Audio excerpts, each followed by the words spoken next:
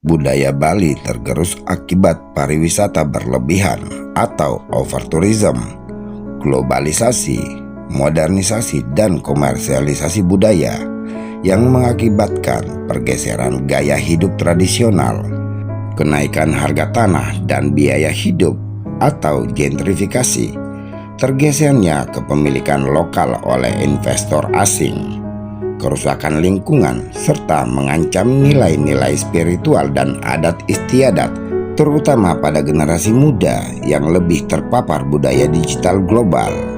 Penyebab utama overtourism, jumlah wisatawan melebihi daya dukung, menimbulkan tekanan pada infrastruktur, lingkungan seperti krisis air, sampah, dan ruang sosial budaya. Globalisasi dan digitalisasi, generasi muda lebih banyak mengonsumsi konten digital barat, mengikis nilai budaya asli dan menciptakan kesenjangan generasi. Komersialisasi budaya, adat istiadat dan ritual dikomodifikasi untuk memenuhi kebutuhan wisatawan, menghilangkan makna aslinya. Pembangunan tak terkontrol, pembangunan fasilitas wisata masif menggeser lahan pertanian dan hutan, merusak keseimbangan alam. Pergeseran ekonomi, keuntungan pariwisata lebih banyak dinikmati pemodal besar dan asing, sementara masyarakat lokal kesulitan bersaing, bahkan terpaksa pindah ke pinggiran. Dampak pada budaya Bali, pergeseran gaya hidup.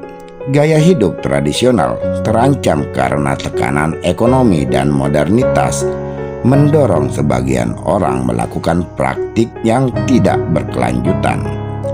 Hilangnya keaslian, pengaruh luar membuat praktik adat dan ritual menjadi kurang otentik atau terganggu oleh aktivitas turis.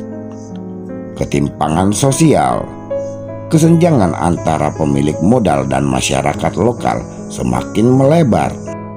Perubahan struktur sosial, munculnya profesi baru dan gaya hidup yang bertentangan dengan nilai adat, seperti pembangunan beach club yang mengganggu kesucian pantai.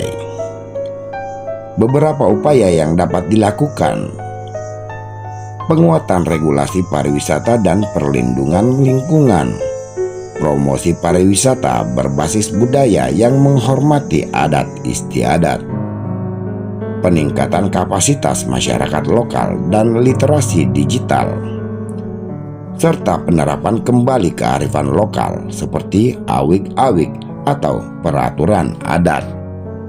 Globalisasi adalah suatu realitas sosial yang secara khusus berkembang dalam peradaban manusia secara global, mulai dari hukum, sosial, ekonomi, hingga budaya. Semua merasakan efek dari globalisasi.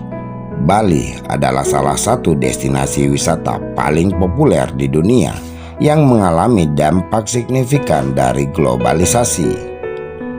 Globalisasi membawa perubahan besar dalam berbagai aspek kehidupan di Bali, terutama dalam industri pariwisata.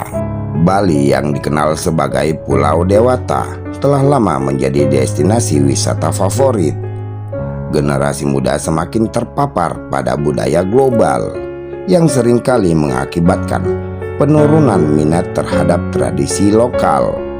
Bahasa daerah mulai jarang digunakan dalam komunikasi sehari-hari, dan sistem gotong royong tradisional perlahan memudar. Solidaritas sosial yang dahulu luas kini menghadapi tantangan dari individualisme yang dibawa oleh arus modernisasi. Budaya Bali yang kaya akan ritual dan upacara sakral kini seringkali dikemas ulang untuk memenuhi selera wisatawan. Tarian tradisional, upacara keagamaan, dan berbagai bentuk seni lainnya dipertontonkan dalam format yang lebih singkat dan komersial, mengorbankan nilai-nilai spiritual dan kesakralan yang terkandung di dalamnya. Fenomena ini menimbulkan kekhawatiran bahwa esensi dari budaya Bali akan semakin tergerus oleh tuntutan industri pariwisata. Contoh nyata dari komersialisasi ini adalah insiden pesta kembang api di Canggu yang berlangsung saat masyarakat setempat sedang mengadakan upacara keagamaan.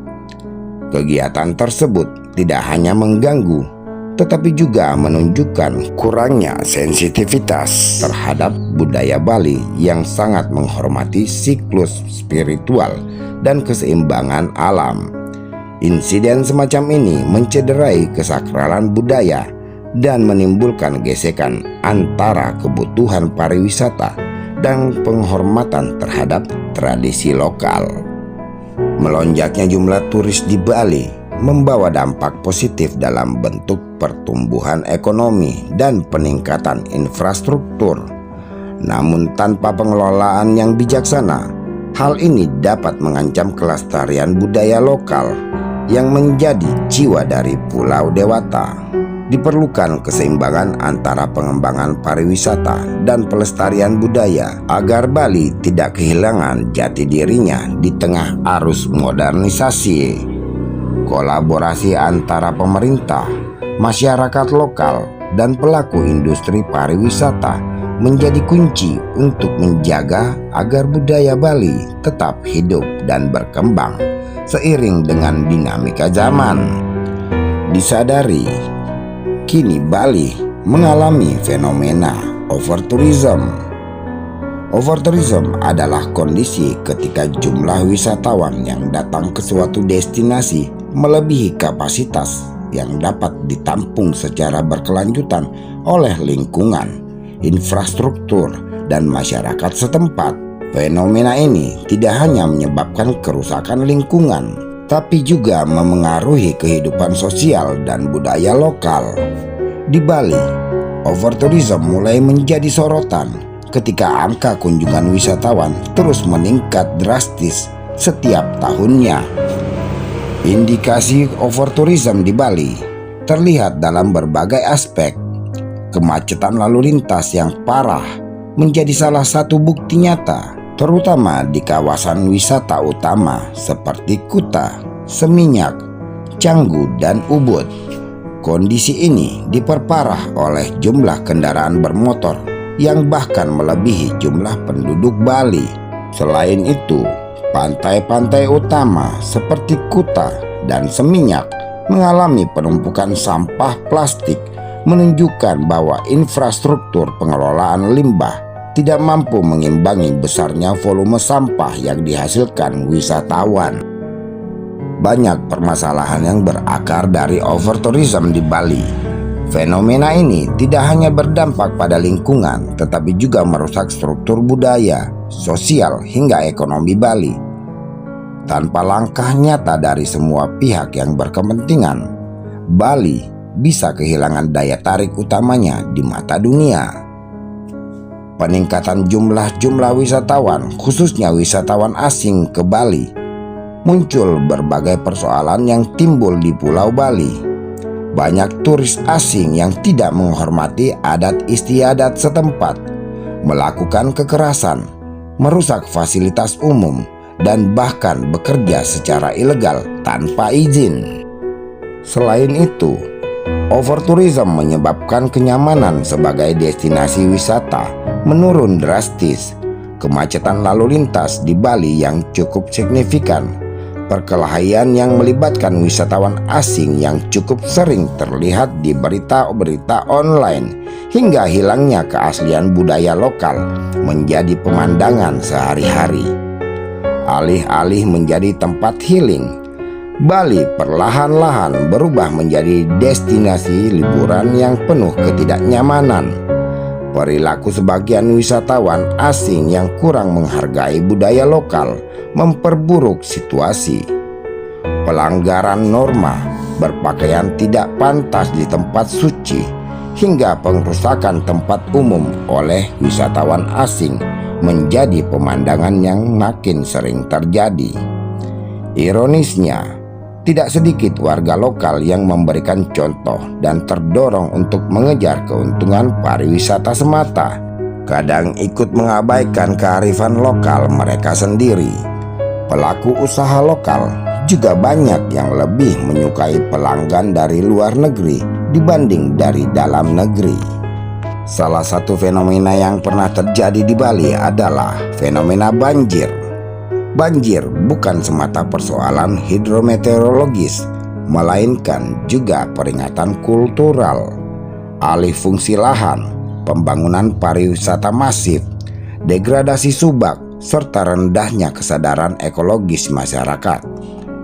Dengan demikian, banjir Bali merupakan simbol disharmoni kosmik dan krisis multidimensi yang melibatkan ekologi, budaya, struktur sosial, dan otoritas desa adat.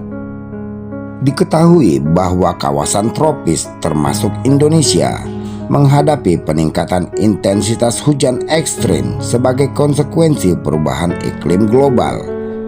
Kondisi ini menempatkan Bali pada risiko hidrometeorologis yang lebih tinggi.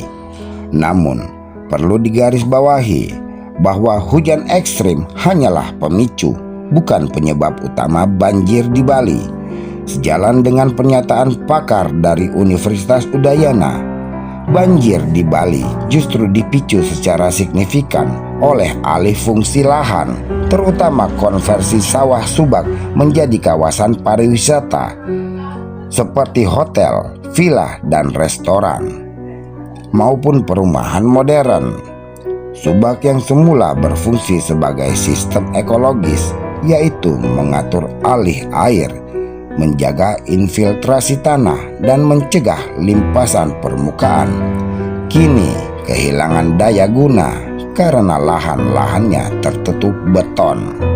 Banjir yang terjadi di Bali tidak dapat dipahami semata sebagai fenomena alam, melainkan sebagai hasil interaksi kompleks antara kekuatan politik, ekonomi, dan ekologi. Pembangunan pariwisata yang pesat memperlihatkan adanya tarik-menarik kepentingan antara pemerintah berupaya menjaga pertumbuhan ekonomi daerah, investor mendorong ekspansi ruang pariwisata, desa adat mencari sumber pendanaan untuk kegiatan sosial dan religius, sementara masyarakat lokal menghadapi tekanan kebutuhan ekonomi sehari-hari. Dalam dinamika ini, alih fungsi lahan subak menjadi villa, kafe, dan perumahan tidak hanya mencerminkan lemahnya regulasi formal, tetapi juga kompromi sosial ekonomi yang melibatkan berbagai aktor.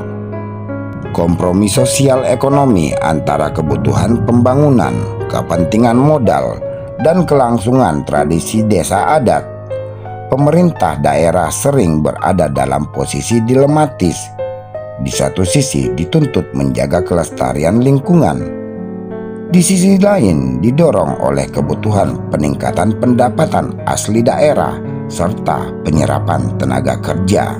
Transformasi lahan pertanian produktif menjadi infrastruktur pariwisata memang mendorong pertumbuhan ekonomi, namun sekaligus mengurangi daya resap air. Dalam logika ekologi politik, hal ini menunjukkan bahwa banjir di Bali bukanlah sekedar bencana alami, melainkan bencana yang diproduksi secara sosial akibat akumulasi kapital yang mengorbankan ruang ekologis. Dalam konteks modern, kedua instrumen budaya ekologis tersebut mengalami krisis serius. Subak tergerus oleh dua faktor utama. Faktor pertama, krisis regenerasi petani, di mana generasi muda enggan melanjutkan profesi bertani karena rendahnya prestis sosial dan keterbatasan ekonomi. Faktor kedua, konversi lahan pertanian menjadi perumahan, villa, maupun destinasi wisata. Akibatnya, banyak subak kini hanya bertahan secara simbolis. Fenomena ini memperlihatkan adanya ritualisasi tanpa praksis ekologis, Subak tetap dihormati secara religius, tapi tidak lagi menjalankan fungsi ekologisnya secara penuh. Trihitakarana pun menghadapi gejala serupa. Dalam praktik pembangunan, ia lebih sering dijadikan branding pariwisata ketimbang norma etik yang mengikat. Banyak proyek pariwisata menggunakan Trihitakarana sebagai legitimasi kultural, tetapi pada saat bersamaan merusak landscape ekologis melalui alih fungsi lahan dan eksploitasi sumber daya air. Hal ini merupakan contoh komodifikasi kearifan lokal, di mana nilai budaya dipertahankan pada level simbolis demi kepentingan pasar, sementara dimensi substansifnya, yakni harmoni ekologis, terpinggirkan. Secara empiris, beberapa desa di Bali memperlihatkan resistensi ekologis. Misalnya, desa-desa di kawasan Ubud yang masih mempertahankan sawah dan membatasi pembangunan gedung tinggi, menunjukkan kapasitas desa adat dalam menjaga integritas ekologi sekaligus identitas budaya. Namun di wilayah lain seperti Canggu dan sekitarnya, logika pasar cenderung dominan. Subak direduksi menjadi sekedar pemandangan estetis untuk mendukung industri kafe, villa, dan hiburan malam, sementara fungsi ekologisnya melemah drastis. Dengan demikian, kearifan lokal Bali saat ini berada dalam arena kontestasi antara nilai spiritual ekologis dan logika kapitalisme global. Ia bukan lagi instrumen tunggal yang otomatis melindungi alam, tetapi menjadi ruang negosiasi di mana desa adat, investor, pemerintah, dan masyarakat berkompetisi menentukan arah pemanfaatan ruang. Secara teori, ini menunjukkan bagaimana kearifan lokal dapat terjebak dalam proses simbolisasi dan komodifikasi, sehingga perlu revitalisasi agar kembali berfungsi sebagai instrumen ekologis, bukan sekedar ornamen budaya.